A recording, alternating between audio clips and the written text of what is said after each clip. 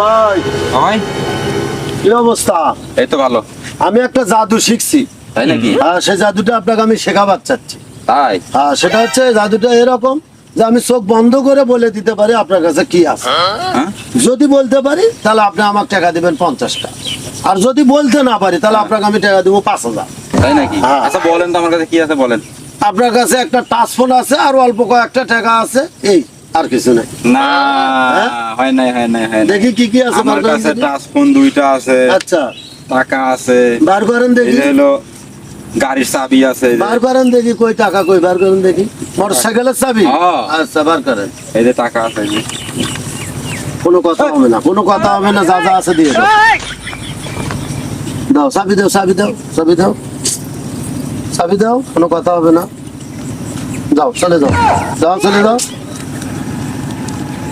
মুরগি মানুষ কিরকম রে, বাপ রে বাপ। এই তো ডাকাইতের থেকে ভয়ঙ্কর, বাপ রে বাপ।